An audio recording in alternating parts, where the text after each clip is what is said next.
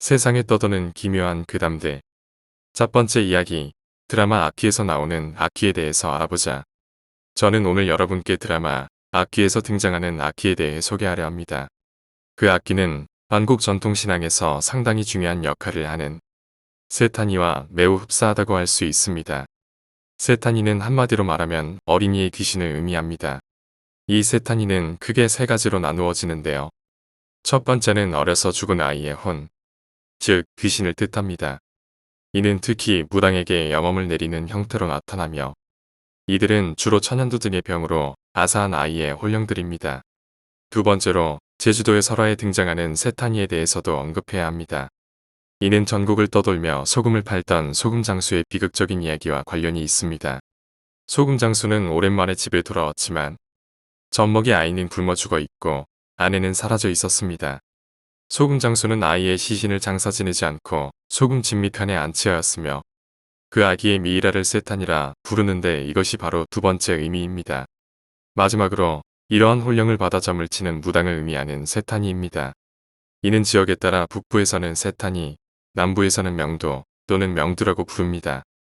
여기서 세타니, 명도, 명두라는 단어는 순우리말로 새를 탄 이 혹은 새를 받은 이라는 뜻을 가지고 있습니다. 세탄이라는 말은 세 가지 다른 의미를 지니고 있습니다. 첫째로 어려서 죽은 아이의 혼, 지역 무당에게 영험을 내리는 귀신을 가리킵니다. 이들은 주로 천연두 등으로 병사하거나 아사한 아이의 혼령으로 퇴주라는 이름으로 알려져 있습니다.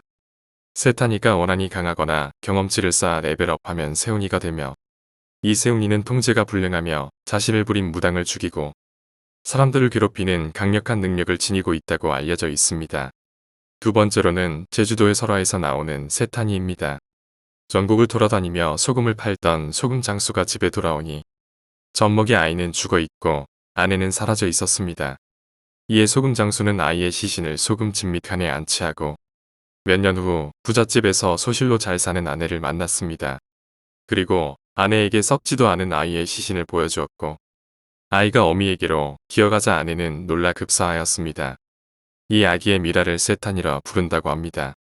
마지막으로 혼령을 받아 점을 치는 무당을 북부 지역에서는 세타니, 남부 지역에서는 명도 혹은 명두라고 부릅니다.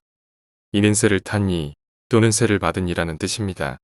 그러나 세타니는 태주의 토속 이름이면서 지역색이 강한 호칭이므로 이런 아이 귀신을 몸주신으로 모시는 무당을 태주 무당이라고 부릅니다.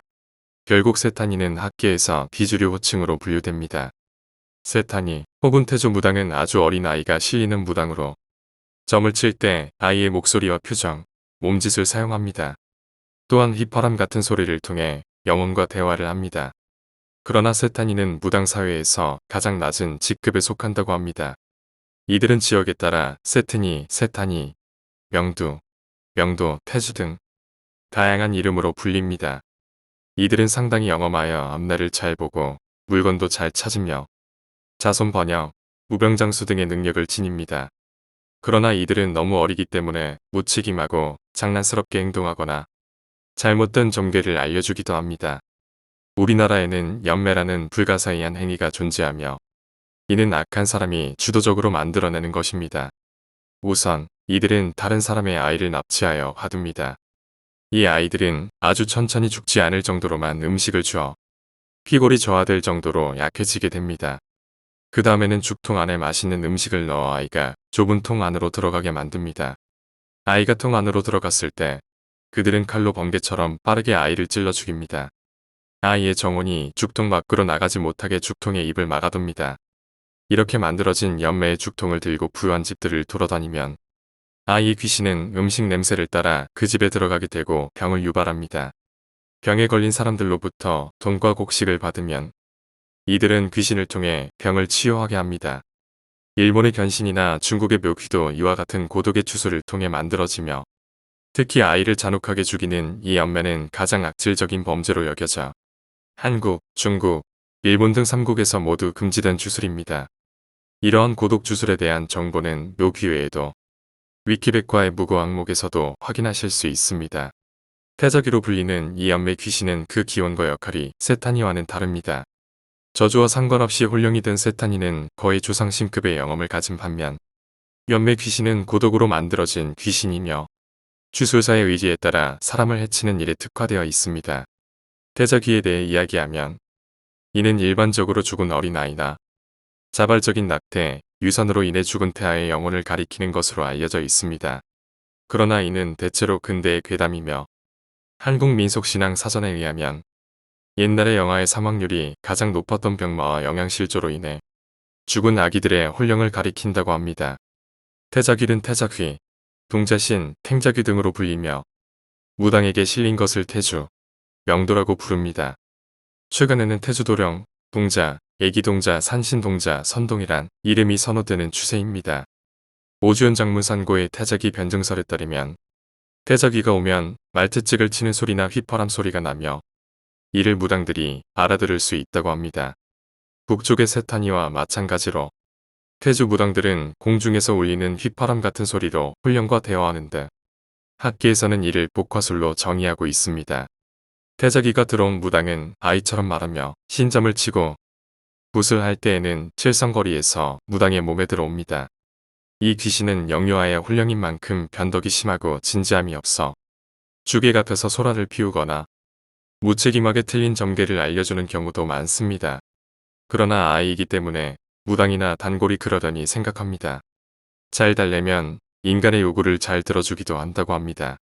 그러나 강한 영혼만큼 후환도 만만치 않아 아이가 좋아하는 음식과 사탕, 새 옷을 곡물로 바치며 정성스레 받아들여야 합니다. 이 아기 신은 점을 칠 때 무당이 원하는 집에 굴뚝을 통해 안으로 들어가 집안의 내력과 운명을 알아내 무당에게 휘파람으로 전합니다. 인간의 기흉화부 기원 외에도 자손의 번영과 무병장수의 기원도 들어주며 심지어 죽은 자를 살려내는 힘까지 지니고 있다고 사전에 기재되어 있습니다. 점을 치지 않을 때는 신당에 모신 꽃에 머무릅니다. 태자귀뿐 아니라 한국의 신령들은 신당 안에서 조화나 생허위에 좌정한다고 합니다. 일제강점기에 태자귀를 모시는 영험한 무당이 있었는데 그 무당이 사기꾼이라는 소문이 돌았습니다. 경찰서장이 그 무당을 잡아다가 자신의 근황과 미래를 물어봤는데 그 무당이 아기 목소리로 숨겨둔 첩 하나 때문에 관직에서 쫓겨날 것이라고 말했습니다. 이에 경찰서장은 무당이 거짓말을 한다며 급히 경찰서에서 쫓았습니다. 그런데 그날 밤 그 무당의 집에 경찰서장이 찾아와 자신이 첩 때문에 쫓겨나지 않는 방법이 있으면 가르쳐달라고 빌었다고 합니다. 다음은 성호사설에서 이익 저자가 태자귀에 대해 유학자로서의 깊은 지식을 바탕으로 설명하려고 노력한 내용을 요약해 보겠습니다. 태자귀는 어린아이의 귀신으로 아이가 사망하여 그의 혼이 날아가고 백만이 남아 이혼체백이 되어 사람에게 부착되어 기륭과 먼 곳의 사정을 알려주는 현상을 말합니다. 태자라는 이름은 중국진의 태자신생에서 유래된 것으로 전해져 왔습니다. 태자귀는 각 집마다 방문하며 제자가 되어드릴까요? 라는 가느다란 목소리로 말하고 그 집의 주인인 부인이 그렇게 하라고 응답하면 귀신이 부착되어 그 부인은 무당이 됩니다. 그러나 귀신이 여러 번 방문해 불러도 부인이 응답하여 허락하지 않으면 귀신이 부착되는 일은 없습니다. 이익 저자의 친척인 한 부인은 장난삼아 귀신의 물음에 대답했더니 어떤 방법을 사용해도 태자귀가 떨어지지 않았고 결국은 병이 심해져 사망하였습니다. 공신서에서는 한 무제시대의 장릉 여성이 아이를 낳다가 사망하였는데 그 아이의 귀신이 동서에게 나타나자 그 귀신을 집안에 모시게 되었다는 기록이 있습니다. 이때는 귀신의 말소리만 들리고 모습은 보이지 않았다고 합니다. 중국에도 이런 기록이 있지만 우리나라처럼 그 수가 많지는 않습니다. 의서에 따르면 기기라는 아이 귀신이 자주 나타나 어머니의 젖을 빨게 되며 어머니가 다시 임신하면 아이 귀신이 질투하여 태어난 아이가 병들게 된다고 합니다. 이러한 이유로 태자귀는 아마도 명이 남아있던 아이가 사망한 후에 귀신이 되어 나타나는 현상으로 볼 수 있습니다. 태자귀는 어떻게 만들어지는가? 굉장히 끔찍하고 악랄한 방법으로 설명되어 있습니다. 속설에 따르면 태자귀를 만드는 과정은 아이를 가두어 굶긴 후 음식이든 대나무통을 보여주어 아이의 온 정신이 대나무통에 집중하게 합니다. 아이가 대나무통을 응시하는 순간 아이의 목을 잘라 그 혼을 대나무통에 깃들게 한다고 합니다. 그 후 그 대나무통을 흔들어 태자귀를 불러 신점을 치게 된다고 합니다. 또 다른 방법으로는 아이를 좁고 어두운 곳에 가두어 며칠 동안 굶기는 방법이 있습니다. 아이가 배고픔에 울며 거의 실신에 이르는 순간 아이 앞에 음식을 놓습니다. 아이가 음식에 손을 내밀면 그 손을 잘라 신체로 삶는다고 합니다. 아이의 넋이 그 손에 봉인된 후 시체는 48조각으로 잘라 태웁니다. 손은 작은 괴짝에 넣어 99일이 지나면 아이의 영혼을 조종할 수 있다고 합니다. 조선시대의 기록서나 1976년경 신문에는 실제로 아이를 유괴하여 태자기를 만들려고 한 사례가 기록되어 있다고 합니다. 이러한 사례들은 그 당시 사회에서 얼마나 끔찍한 범죄가 일어났는지를 증명하는 것이기도 합니다. 이외에도 조선시대의 괴담에서는 더욱 참혹한 방법으로 태자기가 만들어지는 사례를 볼 수 있습니다. 아이를 유괴해 비밀스러운 곳에 가두고 굶겼다가 죽기 직전에 음식을 줘서 강한 집착을 가지게 한 후에 아이가 죽는 순간에 대나무 통에 봉인하여 연매라는 귀신을 만드는 방법이 그러한 사례입니다. 이렇게 만들어진 연매는 부유한 집을 찾아가서 집 사람들을 미치게 만들어 돈을 얻는 데 사용되었다고 합니다. 조선시대의 유학자들이 무당의 명예를 훼손하기 위한 흑색 선전일 가능성이 있다는 이야기도 있습니다. 이와 관련하여 연매라는 주술이 있습니다. 이 연매는 고독이라는 수법으로 사용되는데 이것은 연매통을 보여주는 것이 아니라 연매 귀신이 음식 냄새를 맡고 집안에 들어가서 병을 일으키는 방식으로 작용하게 됩니다. 그 후 주술사는 돈을 받아 연매 귀신을 이용하여 병을 치료하게 됩니다. 중국, 일본, 그리고 한국에서는 이 연매를 가장 악독한 주술 중 하나로 여깁니다. 특히 일본에서는 이 연매와 고독을 묶어 고독연매라고 부르기도 했으며 중국에서도 고양이를 이용한 묘기와 같은 방식으로 이 연매를 금지하였다는 기록이 있습니다. 불교에서는 태자기를 특별히 천도하지는 않지만 태자기가 있는 집에서는 다른 자식들이 잘 되지 않는다는 이야기도 있습니다. 그래서 불교에서는 지장보살의 원력으로 한을 풀고 성불시키는 천도가 필요하다고 주장하고 있습니다. 일본에서는 지장 신앙과 결합하여 태자기의 천도가 보편적으로 이루어지며 물론 우리나라 절에서도 태자기 천도를 하고 있습니다. 마지막으로 불교에서 이승과 저승 사이에 삼도천이 흐르며 이 강과 모래밭에서는 인연이 두텁지 못해 어려서 죽은 갓난 아이와 핏덩이들이 모래밭에서 보살이 손을 모아 탑을 쌓고 있습니다. 이러한 상황에서 지장보살님이 등장하여 영혼을 안아주며 삼도천을 건네준다는 설화가 전해져 왔습니다. 두 번째 이야기, 삼재. 내 경우는 삼재. 그 망할 것이 곱게 지나가지 않았던지라. 세 번째 삼재는 그나마 조심해서 피했는데 사람이 또 사건 사고를 겪던 삼재가 아니라 곱게 지나가는 삼재를 접하니 뭐지? 이렇게 되면서 네 번째 맞이하는 이번 삼재는 솔직히 신경을 그다지 쓰지 않았다. 앞선 글에서도 적었듯 첫 삼재는 초육학년 등굣길에 자동차에 받쳐서 하늘을 날았다. 삼재가 유난하면 집 떠나 있으라는 속설도 있다고 한다. 두 번째로 찾아온 삼재는 집이랑 떨어져 강촌 기숙사에서 처박혀 지내는 입장에 뭐가 있겠냐 하다가 시험 전날에 장소 답세를 가던 중 누가 오금팍을 급작스레 밀어서 앞으로 고꾸라지 무릎이 도로에 꿍 박아서 살짝 깨졌는데 머리에서 빠직했던 나는 누가 밀었어 하고 째려보며 뒤를 획 돌아봤다가 놀랐었다. 사람이 아니라 어떤 정신 나간 여편네가 차를 멈추고 어버버 하는 게 아니겠는가. 차가 오른쪽 오금팍 받은 것이었다. 상상하는 대로 차 범퍼로 내 무릎 뒤편에 오금팍을 받아서 내가 앞으로 엎어진 것이었다. 초보자라고 했다. 그러니 인생 두 번째 삼재도 또 차냐 싶어서 세 번째 삼재는 정말 미치게 몸살했는데 이번에는 차는 아니었고 삼재가 들어오기 이전에 병으로 수술 좀 받아본 인간이 되었으니 이 정도 되면 삼재라는 시기는 진짜 코로나 아니라도 집에 콕 박혀서 치과하고 나는 없거니 살아야 한다고 봐야 할 지경이었다. 이번 삼재가 악삼재인 건 몰랐다가 아홉수도 걸린 상황이라 내 딴에는 조심한다고 몸살이면서 난 집이 좋아 이러고 살았는데 요약해보면 이런 일이 생겼다. 1. 작년 미친놈 등장.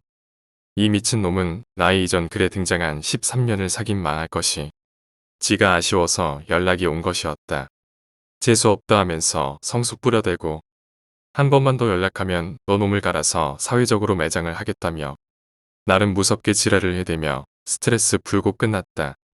여전히 꾹 링크 걸어대거나 지 카톡으로 둘만이 알만한 사인을 해가며 더티하게 나오는데 꿈에서도 버럭하며 윙크도 걸면 죽인다고 해버렸다. 이래서 텔레파시 같이 연결되는 대상은 안 좋게 끝나면 정말 개짜증난다. 이 월롱댐 4개는 유난 맞게 가면 안 되는 금단의 땅처럼 뭔가 사건 터지는 곳이 바로 월롱댐이다. 내가 이력서를 낸 곳 중 하나에서 면접을 보러 오르고 있다. 썩히 내키지는 않는데 월롱 깊은 속이 아니었고 나 사는 금촌하고 교통이 그나마 좋고 접경이니까 금촌권이거니 하고 그냥 가봤었다. 그런데 바로 이튿날 멀쩡하게 집에서 앉았다가 일어나는데 코끼리코 100번쯤을 돌아댄 느낌이 나면서 마치 누가 떠밀 듯 중심을 잡으려고 하면 일부러 힘줘서 미는 듯한 이상한 힘이 느껴졌다. 하다가 안 자빠지려고 우측 팔꿈치로 벽을 살짝 짚었다. 근데 나 세시오마루 좋아하지만 이건 무슨 발톱 달린 짐승이 두 줄로 살 좀 뜯으면서 거대하게 핥힌 듯 허무하게 팔꿈치가 찢겼다. 벽 살짝 짚었다고 이게 가능한 것인가. 지혈이 안 돼서 아주 개고생에 생쇼를 했는데 결국 흉이 크게 생길 것 같이 이상하게 되었다. 손으로 돌려보고 자세히 볼 수가 없어서 거울과 카메라로 용쓰며 봤더니 이건 살이 찢겨버린 것이었다. 아니 밋밋한 벽을 살짝 팔꿈치로 짚었기로 선이 그럴 일이 상식적으로 왜 생기느냐고 이해가 안 된다. 월롱면에 어떤 곳에서 좀 보재서 다녀온 거 말고는 아무 짓도 없었는데 난 내가 세시오마루 독화 좀 맞은 줄 알았다. 해서 나의 친언니랑 톡할 때 그 얘기했더니만 너 월롱 다녀온 거냐고 하면서 자기도 20대에 그곳에 갔지만 느낌이 쎄해서 일 때문에 가야 할 때마다 정말 소름이 박 돋았는데 우리 집이랑 월롱이랑 안 맞는다고 했다. 그 월롱만 다녀오면 괜히 크게 다치거나 하는 일이 바로바로 생겼었다 보니 아차 싶었다. 확률치고는 참 그 집 알사계처럼 백발백중이라 짜증났다. 월롱에 가면 액땜이든 뭐든 몸 다치는 대가가 꼭 생기니 피하자고 다짐한 게 다 떠오르고 이전에 월롱면 소재의 한 회사 다닐 때 회사 뒷산 나무들에 한낮에도 우글거리던 전증기가 생각났다. 벽 짚었다고 손톱으로 살을 찢듯 두 줄 상처가 생겼을 때 지혈이 안 돼서 지혈만 8시간 넘게 걸렸다. 월롱 다녀와서 이런 식으로 다치는 건 가벼워 보이는데도 기본 대여섯 시간 피가 멎지를 않아서 난감했었다. 그러니 나한테는 월롱을 가면 안 된다가 있는 거고 가면 반드시 내가 다치는 일이 생겨서 그 업체에 거절을 했었다. 난데없이 건강하시던 부모님 병원에 실려가셨다. 삼재를 유난히 타는데 안 좋다는 악삼재 9수까지 있다. 난 카톨릭이다. 무속은 참조는 하지만 맹신은 아니었다. 친한 무당들이 있어도 그 무녀님들하고는 서로 인정하는 관계라 신발 좋은 분들은 파워 제대로라는 것도 알고 있다. 해서 그 무녀님들에게 갈까 하다가 몇 년 잠수 탔다고 혼나겠다 싶어서 그냥 말았지만 그것보다는 다른 이유였다. 그 질긴 삼재 기운이 가족이나 아주 긴밀하게 친하거나 신뢰하는 그런 관계들이면 영향이 간다고 보기에 근처에도 안 가고 나는 죽었어 하고 칩가를 했건만 언니님이 다급하게 카톡으로 못 치니 병원에 실려갔다고 장문의 메시지를 보내더니 자기 정신없으니 애기는 수술실 나오시고 어느 정도 지나면 말해주겠다며 병원도 안 알려줬다. 걱정할까봐도 그랬겠지만 동생년이 유난 맞게 삼재 꾸러기 같은 걸 알기에 자기도 어지간히 불안했던 모양이었다. 모치는 원래가 저혈압이 심한 사람이셨다. 근데 고혈압으로 물론 연세 드시면 그럴 수도 있다고 보는데 언니 말에 의하면 침대에서 같이 두 분이 주무시는데 침대가 축축해지길래 아버지가 밤에 의학하며 깨서 불 켜서 보니까 모친이 의식이 없고 몸에서 나올 수 있는 물은 다 나오고 해서 처형하셨단 것이었다. 긴급 수술 들어가서 뇌수술을 하셨고 언니는 병원도 가봐야 하고 그 빨래 자기가 다 하고 피가 한 바닥인 거 그것도 다 치우고 하느라고 혼자서 바보같이 죽어라 치웠다고 한다. 아버지와 언니가 바로 알아채서 서셨다. 현재 수술 잘 되셔서 약간 행동 느려지시고 다른 어눌한 거 외에는 멀쩡해지셨다고 한다. 수술 직후에 의식이 돌아오셨길래 언니가 지금 몇 년도냐고 질문했더니 모치는 이 30대 시절로 돌아가셨는지 1967년, 67년 이러고 말하시길래 간담이 철렁해지면서 미치게 썼다고 한다. 아버지가 10살 위 연상이셔서 아버지야말로 혈압 원래 높으신 분인데 2차로 쓰러지실까봐 불안했다고 한다. 내가 내 삼재가 가족에게 영향 줄 것 같으니 부르지 말라고 얘기했던 것 때문에 자기가 바보같이 다 감당한 거이였다. 엄마가 정신을 못 차리자 독한 내 언니는 모친 뺨을 자기가 번쩍 소리 나게 올려치면서 정신 차리시라고 버럭했다는데 그 효과로 현재가 2023년인 것을 깨닫고 아 그렇구나 하며 바로 정신 차리셨다고 한다. 언니는 그 직후 죄송하다고 정신 차리시라고 그랬다고 모친께 자수했다. 암튼 나보다는 독하고 똑 부러진 언니가 모친 정신 온전하시게끔 만든 것은 다행이긴 한데 나는 진짜 별별 우라질 생각들이 났다. 일단 모친이 정신이 돌아오셔서 간담 쓸어내린 우리 자매는 어휴 다행이다 이러고 넘어갔다. 더 난데없는 전등갓 폭파 사건. 그리고서는 잘 지나간다 싶었는데 바로 이달에 어이없는 사고가 집에서 터졌다. 월롱댐 흉터 위편이자 팔꿈치 위편에 또 흉터가 늘었다. 난임 이거긴 한데 전기과는 아니다. 전기는 그냥 무서워하는 것 많은 생물이다. 집 배선 같은 건 내가 건들지 않는다. 여하튼 훔쳐서는 내 집이 좀 오래된 건 있지만 거실 화장실 갓은 한번 크게 금이 갔었다 보니 예전에 알던 사람이 순간 접착제로 큰 덩어리 하나 붙여서 지금도 멀쩡했다. 웃긴 건 닭방 서클라인갓 이나 거실 전등갓은 플라스틱인데 안방 화장실이나 거실 화장실이 둘 다 뽀얗게 구운 3mm 두께의 곡면을 가진 간유리통짜 갓이었다. 안방 화장실은 금조쳐도 간 적이 없는데 여하튼 아침에 일어나서 세수한다고 불 켜고 들어가서 뻔한 루틴대로 난변기에 앉아 있었다. 즉 내 등기가 큰 거울이 있고 그 위에 전등이 있는 건데 갑자기 파샤샤 하면서 영화에서나 듣던 뭐 깨지는 소리가 났다. 순간이지만 뒤통수 사소해야 안 죽는다 싶어서 오른손잡이였던 나는 오른팔을 들어서 기역자로 구부리며 뒤통수를 팔로 가렸다. 수구리잔이 등허리에 박힐 것 같아서 팔로 가리기만 했다. 그때는 여름이었다.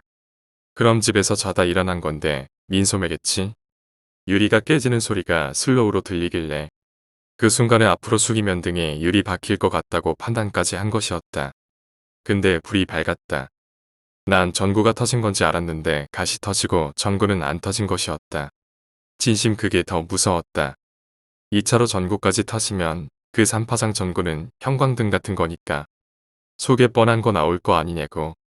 암튼 발을 뒤통수에서 떼지 못하고 조용히 옷을 털고 그대로 슬리퍼 벗고 안방 문 열고 거실 화장실로 뛰었다.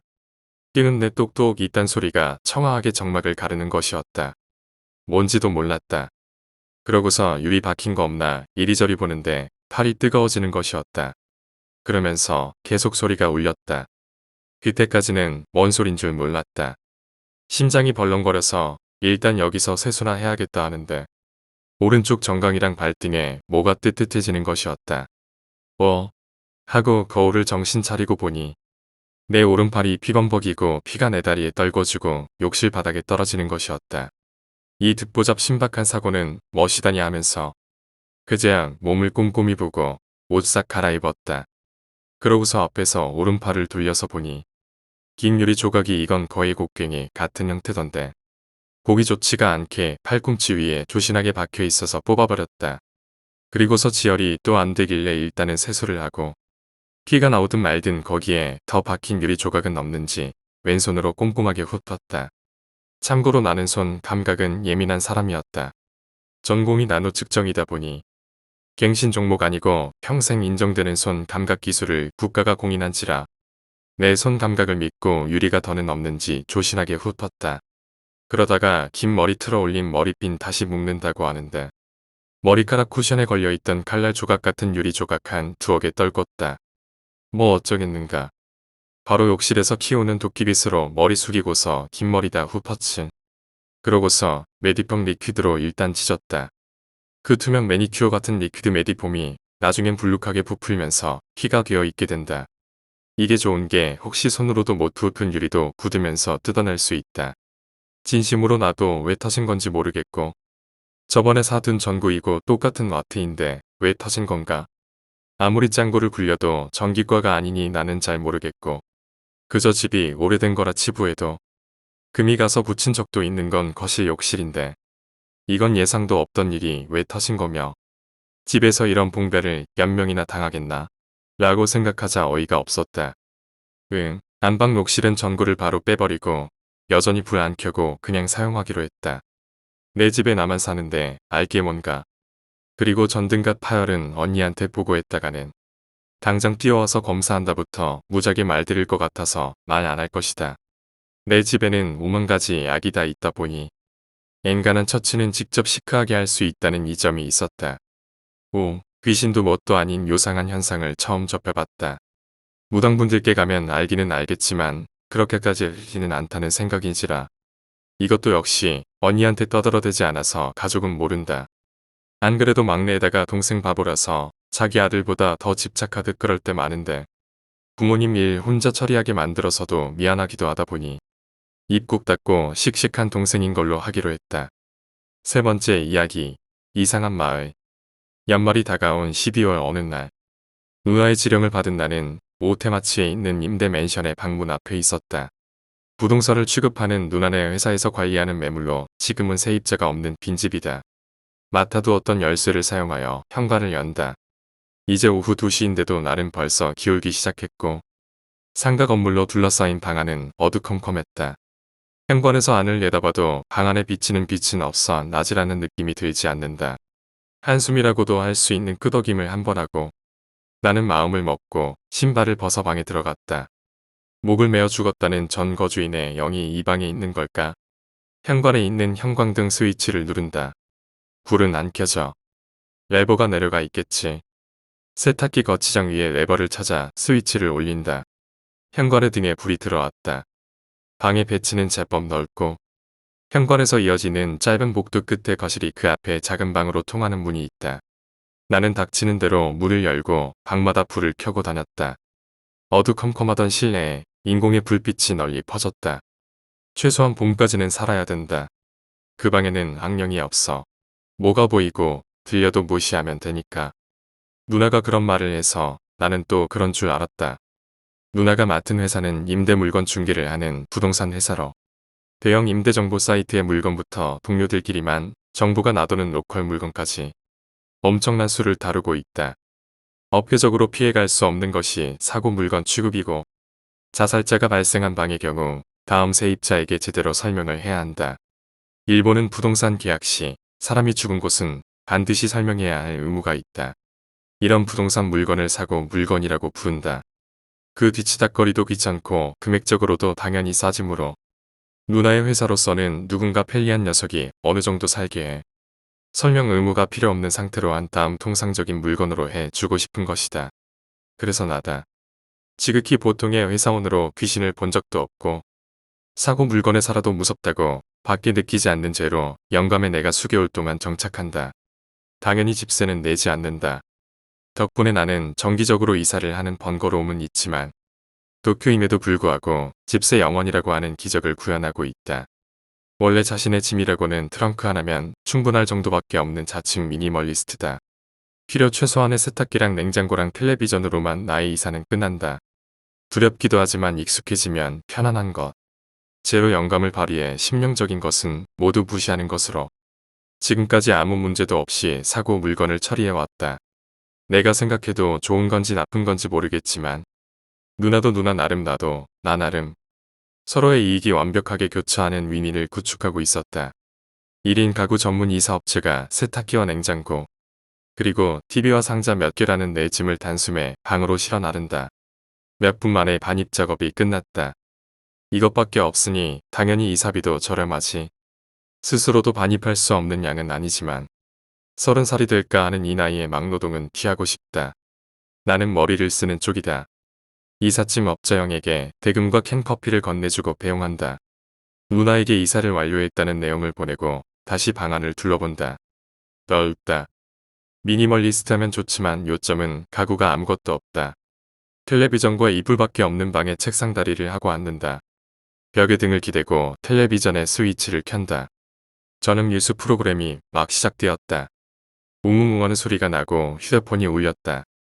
누나로부터의 답시는 수고했다. 잘 부탁해로 간소했다. 간소를 넘어서 공허하다. 좀 더 있어도 좋을 텐데. 나이 많은 동생을 메시지로 안 이리저리 휘둘러 놓고 위로하는 마음도 생기지 않는 것일까. 기분이 나지 않는 것이겠지. 요 몇 년간 누나의 그런 상냥함은 본 적이 없다. 어린 시절에는 여러모로 보살펴주는 좋은 누나였지만 어른이 됨에 따라 점점 세심함이나 배려심이 없어져 간 것 같다. 뭐 우리 세대에서는 최고참이며 본가에 돌아가면 차기 당주로서 친족의 탑에 서는 분이므로 이쪽으로서도 불평할 수 있는 입장은 아니지만 적어도 도쿄에 있는 동안은 얼마 안 되는 남매로서 사이좋게 지내고 싶다. 박스에서 목욕타올을 꺼내 욕실에 간다. 바디워시 종류는 버리고 왔으니 사러 가야겠다. 그러나 오늘은 지쳤다. 짐이 적다고는 하지만 혼자서 이삿짐을 준비하는 기, 수속도 다 하는 것은 고생이었다. 샤워만 하고 술 먹고 자자. 그렇게 결정했다. 욕실에서 나오니 텔레비전이 꺼져 있었다. 켠 채로 씻으러 간 줄 알았는데 이해 안 되는 것은 신경 쓰지 않는 것이 제일이다. 어차피 생각해봤자 두려울 뿐이야. 박스에서 잔과 잭 다니엘 병을 꺼낸다. 잔을 가볍게 헹구어 물기를 빼고 위스키를 따른다. 아무것도 더하지 않은 술이지만 이것이 가장 맛있는 것이다. 품을 들이지 않고 가장 짧은 시간에 위스키를 맛본다. 마시는 법까지 미니멀리스트가 되어버린 것은 타고난 귀찮음이 원인이라고 생각하지만 스스로는 마음에 든다. 텔레비전 이외 아무것도 없는 방에서 바닥에 위스키와 잔을 놓고 책상 다리로 즐긴다. 시노미야 소이치로 29살. 어른인 체하지만 누나의 잔심부름에 쓰이는 한심한 남자다. 철커덕하고 현관에서 소리가 났다. 신문함에 뭔가가 담긴 것 같다. 확인 따윈 안 해. 무언가가 있으면 그건 좋지 않은 법이야. 영적인 것이 아니라면 내일 아침에 확인해도 늦지 않을 것이다. 똑똑 창문을 두드리는 소리다. 안 들리는 것으로 한다. 톡톡톡 소리가 커진 것 같아 텔레비전의 볼륨을 올린다. 쾅쾅 창문을 세게 두드리는 소리가 난다. 이제 무시할래. 정신력의 문제다. 무시당하는 것은 사람이나 영혼이나 마찬가지로 괴로운 법이다. 이윽고 창문을 두드리는 소리는 들리지 않게 되었다. 아무래도 오늘 밤은 내가 이긴 것 같다. 첫날부터 이래서는 앞날이 걱정된다. 다음날도 괴현상 같은 일은 계속되었지만 모두 무시했다. 어떤 때는 머리를 감는 동안 등에 닿는 손가락 끝에 감각이 있는가 하면 화장실 중에 방안을 뛰어다니는 소리가 들리거나 TV가 집요하게 꺼지거나 불이 켜졌다 꺼졌다가 현관을 열고 들어가려고 하면 누군가가 안에서 막고 있는 것처럼 문이 무겁거나 방구석에서 누군가의 시선을 느끼기도 했지만 모두 무시했다. 모든 것은 마음 때문이며 어떻게 누군가가 무엇인가를 노리고 있지만 나는 영감제로 아무것도 느끼지 않는 것이다. 이래저래 있는 것 같은 영혼과 나의 공방은 계속되고 이윽고 내가 승리하게 되지만 마지막에 이것은 위험할 수 있었다. 일을 마친 나는 회사에서 출퇴근 자전거를 마음껏 몰며 집으로 돌아왔다. 비가 내린 지 몇 분이었지만 유감스럽게 빗줄기가 강해 널어놓은 빨래가 비의 먹이가 됐을 가능성이 높았다. 주의가 부족하게도 불을 켜지 않고 서둘러 방안을 가로질러 베란다로 나간다. 아직 해가 채지지 않아 어둑어둑한 날이어서도 주변 상황을 파악할 수 있는 어두움이었다. 서둘러 빨래를 걷어들이고 있는데 널린 티셔츠 너머로 기척이 났다. 눈앞에 티셔츠가 펼쳐져 널려 있어 시야의 절반은 티셔츠다. 그 티셔츠 너머 떨어뜨린 시선 끝에 발이 보였다. 여자의 맨발에는 빨간 페디큐어가 칠해져 있다. 비가 내리는 어둑어둑한 베란다. 비에 젖은 여자의 다리는 싸늘하고 애처로움을 느끼게 한다. 어떻게 해야 할지 망설였지만 나는 그 티셔츠는 무시하고 뒤돌아 티셔츠 쪽을 보지 않은 채 손에 넣을 수 있을 만큼의 빨래를 걷어들였다. 그날 밤 여자의 흐느낌 소리가 계속 들리고 있던 것 같지만 무시했다. 다음날부터는 전혀 아무 일도 일어나지 않게 되었다. 이러저러해서 봄을 맞이했다. 핸드폰이 울렸다. 누나의 메시지는 수고했어. 다음은 진보초니까 짐 싸더라고 쓰여 있었다. 이모티콘으로 비위를 맞추는 정도라면 다음 물건은 굉장할 것이다. 시노미야 신사의 부적. 시노미야 신사의 부적이라고 하면 어느 이야기에서는 약간의 레어 아이템으로서 알려져 있다. 큐슈의 시골에 있는 낡은 신사의 부적으로 오컬트 일대에서 그다지 지명도가 있는 것은 아니지만 아는 사람만 안다는 것이다. 일반적으로 놔돌고 있는 것은 사무소에서 판매하고 있는 800엔짜리로 효과에 관해서도 효험이 있으나 극히 일반적인 것이다. 어느 이야기에서 귀중품으로서 애용되고 있는 것은 신주인 시노미야 케이타가 하나하나 정성스럽게 만든 제품으로 공장에서 만들어진 것보다도 수수하고 무미건조한 장식이면서 효과는 보증되어 있다. 귀신에 홀리기 쉬운 등 영적인 문제로 어려움을 겪고 있는 사람이라면 수백만을 내놓아도 구입하고 싶은 고마운 부적이다. 그리고 우리 남매가 가지고 있는 것은 신주이자 시노미야 가문의 현 당주인 시노미야 케이타가 직접 부탁하여 아내 시노미야 사츠키가 만들어낸 10개의 부적 중 5개다. 부적이라기보다 오히려 이동하는 신사라고 해도 무방할 정도의 파격적인 영험함이 깃든다고 하는 그 부적은 평상시에는 시노미야 신사의 본전에 보관되어 있어 특수한 사정으로 반출되는 한이 있어도 반드시 제자리에 돌려놓는다. 그만큼 강력한 부적이다. 일찍이 일본 일소한 영역을 자칭하는 영능력자 가누 코우메이가 극비로 빌리러 온 적이 있었다. 뭔지는 모르지만 도쿄의 고택에서 벼랑간 기물이 나와 액막을 의뢰받았는데 그 불기에 들린 악령이 강력해서 좀처럼 제거할 수가 없다. 거기서 시노미야 신사의 부적을 빌려가서 액막이 의식의 요처로 삼고 싶다는 것이었다고 한다. 의식은 감쪽같이 성공했다. 그런데 간호는 언제까지나 부적을 반납하러 오지 않는다. 부적의 강력한 힘에 취해 부적을 놓을 수 없게 된 것이다. 탐욕스러운 간호는 차례차례로 의뢰를 받아대어 저택을 지을 정도로 벌었다.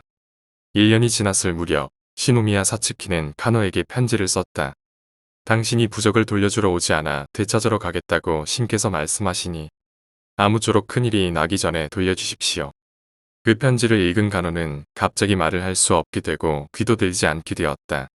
게다가 간호 본인밖에 모르는 일이지만 간호에게 있어서 굉장히 무서운 일이 연달아 일어난 것 같아 3일 지나지 않아 시노미야 신사의 부적을 돌려주러 왔다. 그때에 굉장한 액수의 시주를 하고 간 것 같아. 덕분에 시노미야 신사의 가게는 꽤 풍족해졌다던가. 그런 강력한 부적을 어렸을 때부터 지니고 있던 우리 남매는 마치 신을 모시고 다니는 것과 같아서 사사건건 나쁜 영혼이 찾아왔다가는 멋대로 소멸하는 이상한 광경을 보고 자랐다. 무엇보다 장남인 소이치로와 차남인 아키라는 영감이 거의 없기 때문에 단순한 부적이라고 밖에 인식하고 있지 않지만 본전에 안치할 만한 소중한 물건들을 가지고 다녀도 되느냐고 어머니께 물었더니 이곳저곳에 다닐 수 있어 신께서도 즐기고 있으니까 괜찮을 거야 라고 하셨다. 부적을 가지고 심령 스팟에 가면 큰일이다. 최악 터널이라는 이상한 이름의 심령 스팟에 갔을 때의 일이다. 고등학교 동창생 몇 명과 자전거를 타고 최악 터널 왔다. 터널 안으로 들어서자마자 터널 안에서 아비규환의 비명이 들리더니 바닷물이 빠지듯 작아지더니 이내 잠잠해졌다. 부적의 겁을 먹고 도망쳤거나 부적의 힘에 의해 소멸되어 버린 것이다. 사정을 모르는 친구들은 울면서 서로 부둥켜 안고 겁을 먹었지만 나는 속으로 가만히 영혼무리에게 사과하고 돌아왔다. 심령 명소가 되는 데는 그만한 이유가 있는 듯. 몇 년이 지났을 무렵에는 최악터널 소문은 부활하고 있었다. 아무래도 새로운 영들이 둥지를 틀고 있는 것 같아. 가끔 신사나 절에 가면 부적이 기쁜 듯이 떨릴 때가 있다. 우리 신은 다른 신들과 교류하는 것을 좋아하시는 것 같아서 새로운 고장에 가면 적극적으로 사찰을 둘러보고 있다. 그런 우리 남매는 영적인 위기를 맞은 적이 전혀 없냐면 그렇지도 않다. 우리 신은 상당한 스파르타여서 어릴 적부터 훈련을 시키고 있다. 나쁜 영혼이 다가오고 평상시 같으면 제멋대로 소멸하는데 어째서인지 사라지지 않는다. 그럴 때는 어쩐지 아 이번에는 부적은 도와주지 않는구나라고 느낄 수 있다. 그렇게 되면 큰일이다. 스스로 어떻게든 하라는 것이므로 도망치든지 액막이 하지 않으면 안 된다. 그래서 아버지나 어머니에게 영혼을 대하는 법을 배우게 된다. 그런 일을 하면서 자랐기 때문에 우리 남매는 어른이 될 무렵에는 저마다 나름대로 영혼에 대한 요령을 터득했다. 그렇게 되면 대부분의 경우에 스스로 대처하게 되어 어느덧 부적이 자동적으로 지켜지는 일은 없어졌다. 덧붙여서 형과 아우는 영감이 없는 서투른 공비이므로 스파르타 교육과는 무관했다. 지금도 몸에서 떼지 않고 지니고 있지만 극히 개인적인 경우 요컨대 애인을 만날 때는 집에 두고 오곤 한다. 역시 신의 앞에서 부비부비하는 것은 주눅이 든다. 부끄러운 것이다. 이동하는 신사와 같다라고 해도 부적은 부적. 본전에 있는 신이 본체이며 부적에 담겨있는 신의 힘은 약간 나누어진 정도의 분신 같은 것인 것 같다. 나는 은밀히 SD화된 뿌띠 신 같은 모습을 상상하고 있다. 온전의 신이 아니면 대응할 수 없는 강력한 영혼과 마주쳤을 때에는 부적이 뜨거워지는 느낌이 들고 도망가라고 머릿속에 충동이 일어난다. 작은 신이 머리 주위를 날아다니며 초조해하는 모습을 상상하며 즐거워한다.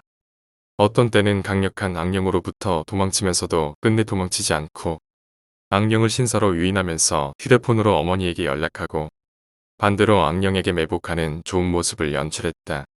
나중에 혼이 많이 났지만 나의 적지 않은 무용전 속에서도 특별한 빛을 지니고 가슴에 새겨져 있는 소중한 추억이다. 나는 시노미야 미나즈키. 쌍둥이 동생인 아카츠키가 영감이 거의 제로인 겁쟁이여서 2인분의 고생을 하며 자란 강인한 사람이다. 동생의 어깨에 영이 타고 돌아오면 대개 내가 앵마기 했던 것이다. 조금은 감사받았으면 좋겠다. 남동생도 부적을 가지고 있는데 웬일인지 남동생 근처의 영혼은 방치되어 있는 것이 많다. 나의 교육을 위해서라고 부모님은 말씀하셨지만 우리 신께서도 어지간히 못살게 구시는 분이다. 네 번째 이야기, 신촌 아웃백 화장실 괴담. 신촌 아웃백 화장실 귀신 괴담에 대한 이야기다. 신촌 메가박스 귀신설보다 한참 전부터 유명한 귀신 목격담이었다. 이곳은 2000년대 초반 현대백화점 맞은편 자리 뒷골목이 점집 밀집 지역이었고 연쇄살인범 유영철 살인사건이 났던 지역이다. 신촌 아웃백 화장실은 당시 시신들이 노고산동에서 많이 발견되었고 동네가 재개발이 되고 원룸 건물들이 많이 들어섰다. 자취집을 보러 가는 사람들이 많았는데 근처 점집이 너무 많아서 다른 동네에서 집을 구했다고 한다. 그래서인지 신촌 아웃백 2층 여자 화장실에서 귀신을 봤다는 사람이 많았다.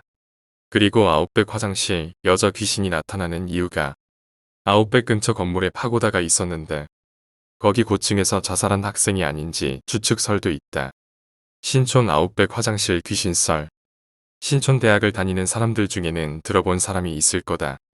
연대 정문으로 나와서 직진을 하다가 창천교회를 끼고 좌회전하면은 큰 아웃백이 하나 있다. 거기 여자 화장실 귀신이 유명하다. 그 층 여자 화장실에 귀신이 나오는데 보기에는 사람하고 달라 보이진 않고 검은색 긴 생머리 한 여자다. 신촌에 있는 대학에 다녔다. 수업을 마치고 친구들이랑 아웃백으로 밥을 먹으러 왔다. 그리고 화장실에 갔는데 사람들이 한 줄로 쭉 차례를 기다리고 있었다. 여자 화장실은 서너 칸 정도였는데 끝에서 두 번째 칸에서 사람이 나왔고 제 앞에 있던 분이 들어가려던 찰나 이쪽에서 머리가 허리를 넘길 정도도 긴 생머리를 한 여자가 스르륵 앞서서 그 칸으로 쏙 들어갔다. 제 앞에 있던 분은 새치기 당한 상황이 어이가 없어서 뒤에 있던 저를 보면 웃었고 저도 멋쩍게 웃고 제 뒤에 있던 여자 둘도 피식 웃고 어이없는 상황이었다. 그런데 너무 오래 안 나와서 바로 앞줄에 기다리던 사람이 노크를 했는데 문이 쓱 밀렸다. 그래서 안을 확인해보니 그 여자는 어디로 사라졌는지 보이질 않았다는 거다. 그래서 그때 줄 서 있던 사람들 모두 다 소리 지르고 난리 났었다. 이렇게 단체로 같은 상황을 겪은 후 아웃백 화장실 귀신설이 생긴 게 된 거다. 혼자 겪었다는 얘기와 겹쳐지고 해서 신빙성 있는 유명한 귀신으로 된 거다. 5번째 이야기, 신촌 메가박스 괴담. 신촌 메가박스는 서울시 서대문구 신촌역로 30, 밀리오레 5층에 위치해 있다. 신촌 메가박스에는 귀신 괴담이 존재한다. 다른 가게들은 다 닫은 상태이고 메가박스 하나만 운영되고 있다는 자체가 더 소름이 끼친다. 여기서 무슨 일이 있었는지는 모르지만 이곳에서 아르바이트를 한 직원들과 영화를 보러 온 사람들의 귀신 목격담이 이어졌다. 첫 번째 귀신 이야기. 신촌 메가박스에서 일했던 한 아르바이트생의 이야기다. 신촌 메가박스는 귀신 나오는 데로 유명하다. 심야 영화 때 한 명이 예매를 했었다. 예매자가 한 명이라도 있으면 언제 입장할지 모르는 상황이라서 그냥 사양을 한다. 시작할 때 화면을 체크하려고 들어갔는데 제의 앞 열좌석에 빨간 옷 입은 여자가 등까지 돌리고 날 뚫어져라 쳐다보고 있었다. 영화가 시작했는데도 아니겠지? 부정하면서 체크를 하고 나왔다가 바로 다시 들어가 봤는데 아무도 없었다. 분명히 내가 입장 받는 줄에 계속 서 있었는데 말도 안 되는 상황이었다. 결국 영화 입장 시간에 들어간 사람은 없었고 영화가 끝날 때까지 아무도 입장을 안 했다. 그날 내가 본 것은 무엇일까? 귀신이 아니었는지? 두 번째 귀신 이야기. 메가박스 지은 지 얼마 안 되어서 사람 많고 옷가게 많을 때 간 이후로 몇 년 만에 무슨 메가박스 특별 전으로 여고괴담 일을 상영해 준다길래 오랜만에 보러 갔었다. 처음이랑 다른 게 옷 가게도 다 닫은 상태고 통행을 할 수 있는 통로는 오로지 엘리베이터 2개뿐이었다. 그리고 영화관에는 사람도 없었고 싸했다. 영화가 시작하고 나를 포함되어 6명밖에 없었는데 몸쪽에 여직원 1명이 있고 남자 직원은 문에 서 있다가 맨 앞쪽에 앉았다가 서로 대화도 하고 번갈아 가면서 그러면서 나가겠지 했다. 근데 영화가 끝날 때까지 한 번씩 서서 관객 쪽을 한 번씩 확인하길래 왜 저러지? 보고 싶었던 영화인데 관객도 없으니까 보는 건가? 무서워서 직원 2명이나 같이는 보는 건가? 싶었는데 그게 아니었다. 귀신 나오는 영화관에서 공포 영화를 본 거다. 세 번째 귀신 이야기.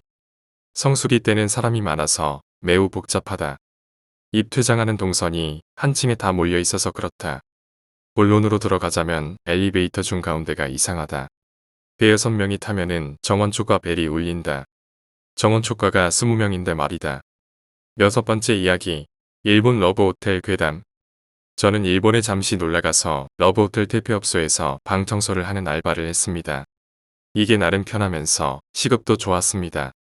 방이 24개 정도 있는 4층짜리 러브호텔인데 어느 날 갑자기 손님을 받고 방에 들어간 도우미 여성이 방을 돌려받고 달란 겁니다. 매니저가 이유를 물어보니 자신이 약간 보는 눈이 있는데 이렇게 말했다고 합니다. 저 방에는 귀신이 있다. 그러니 다른 방으로 바꿔달라. 같이 일하는 사람에게 그 말을 듣고 처음엔 뭔 이상한 여자가 와서 헛소리를 짓거리나 했더니 나중에 매니저가 하는 소리를 들어보니까 몇 년 전쯤에 한 여자가 그 방에서 자살을 했더라는 겁니다. 아마도 그 귀신이 남아있는 게 아닐까 싶다고 하네요. 방은 405호. 야간 청소를 하기 위해서 손님이 거의 없을 때 혼자서 405호를 청소하고 있으면 왠지 등골이 오싹거리는 느낌이 있었는데 귀신이 뒤통수를 보고 있었나 봅니다. 정확하게는 4층을 돌아다니면 뭔가 섬뜩한 느낌이 들곤 했죠. 야간에는 집중 청소라고 해서 2개의 방을 2시간 동안 구석구석 치우는데 꼭 4층 방들을 치우고 돌아오면 가위 눌림이 매우 심했습니다. 제가 기본적으로 기가 센 터라 금방 가위를 풀고 일어났지만 정말 정신이 또렷하고 사지의 감각이 다 있는데 눈만 살짝 떠지고 온몸이 안 움직이는 경우가 있었죠. 아무래도 저살한 귀신이 사람에게 들러붙어서 할코지하던 게 아닌가 생각되네요. 호텔 옆이 공원이라 길고양이들도 많았는데 이것들이 가끔 호텔에 침입해서 비상구를 통해 2, 3층으로 침입해서 활개치고 다니고 그랬습니다. 2년 일하는 동안 단 한 번도 4층은 올라오지 않더군요. 그냥 층수가 높아서 안 올라온 건지 비상계단 때문에 올라오는데 아무런 어려움이 없는 곳인데도 불구하고 귀신이 있는 것 때문에 안 올라온 건지는 잘 모르겠지만 일을 그만둔 후로는 가위 눌림도 없고 평안하게 수면을 취할 수 있게 되었습니다.